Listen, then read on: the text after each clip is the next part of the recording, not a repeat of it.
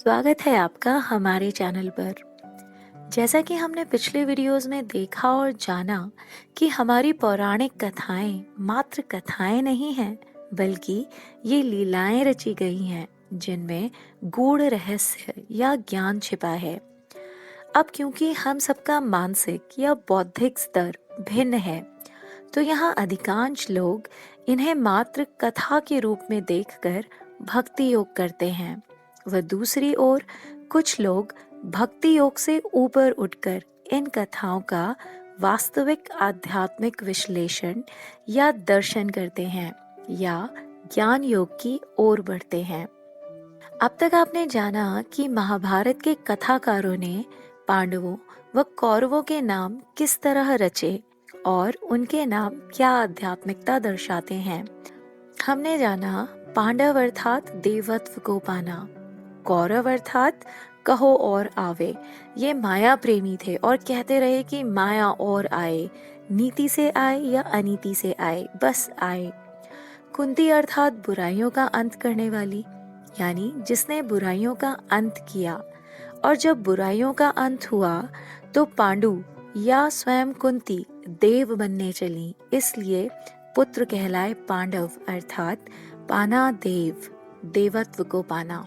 देखा जाए तो देवत्व की ओर बढ़ते पांडु का पुरुषार्थ अर्थात एक ही पुत्र है और वह है अर्जुन, जो इंद्र अर्थात इंद्रियों का पुत्र है। अर्जुन ज्ञान साधक है और ज्ञान 5 ज्ञान इंद्रियों अर्थात नाक, जिह्वा, कान, आँख व त्वचा से लिया जाता है। जब साधक ईश्वर का ज्ञान लेता है तब उसे धर्म ज्ञान प्राप्त होता है, जो उसके बड़े भाई के रूप में काम करता है। तो अर्जुन ज्ञान ले रहे हैं और उन्हें धर्म अर्थात धर्मराज युधिष्ठिर की प्राप्ति हो रही है, इसलिए युधिष्ठिर उनके बड़े भाई बनाए गए। अर्जुन ओम का ज्ञान पाने को बढ़े, इसलिए उन्हें भीम रूपी बल मिलता है। ओम को जानने में सबसे अधिक आध्यात्मिक बल मिलता है। अर्जुन अर्थात आ रहा जाऊं ना, इंद्रियों की ओर आता हुआ वापस ना जाए, जो भी आए उसका विश्लेषण करो, वह सार भाग भीतर रखो और फालतू भाग फेंक दो, तब यह सार ज्ञान बनेगा, जिससे आगे चलकर निराकार कृष्ण जी के दर्शन होंगे। निराकार कृष्ण के दर्शन होंगे तब ही संसार के कष्टों का सहना आ पाएगा। कृष्ण अर्थात करु सहन, कृष्ण को पाने से ही कष्टों का सहना हो पाता है। अर्जुन यह साधना उन्हें ही पाने के लिए कर रहा है। भीम अर्थात भय ओम, यह दर्शाता है कि अर्जुन ओम वाली साधना कर रहे हैं जिससे बल मिलेगा, इसलिए भीम बड़े भाई यानी शक्ति के रूप में दिखाए गए हैं। ओम विज्ञान मार्ग के भगवान हैं। वह ओम के दर्शन व समझ से बहुत अधिक आध्यात्मिक बल मिलता है।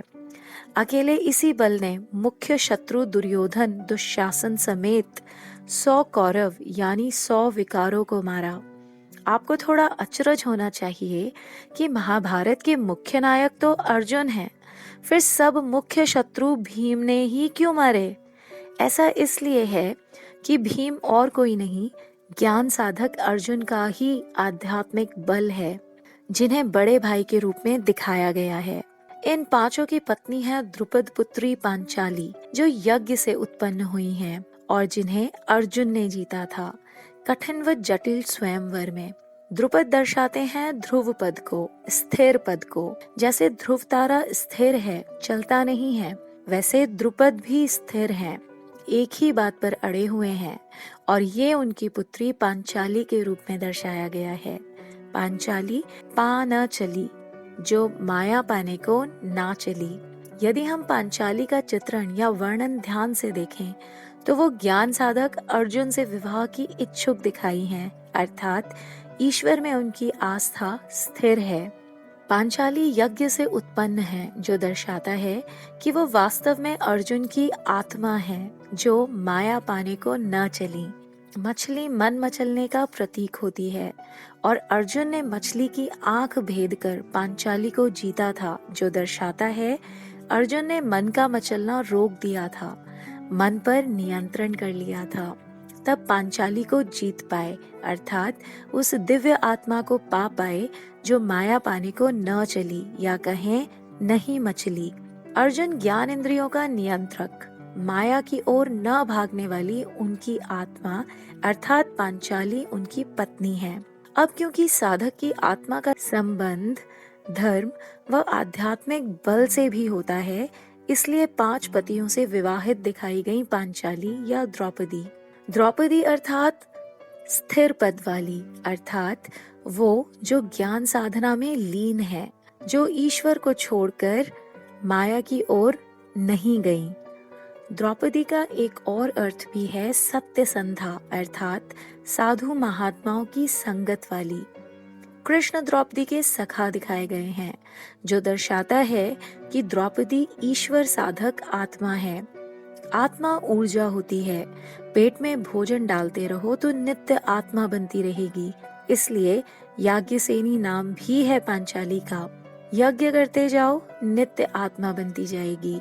होता भी है, जब हम भोजन करते हैं तब हम पेट रूपी अग्नि कुंड में भोजन सामग्री डालकर हवन ही करते हैं, जिससे हमारी आत्मा नित्य बनती रहती है, वह जीवन चलता रहता है। पांचाली की उत्पत्ति में ऋषियों द्वारा यज्ञ है, जो दर्शाता है कि पांचाली रूपी अर्जुन की आत्मा साधारण मनुष्य की आत्मा नहीं है।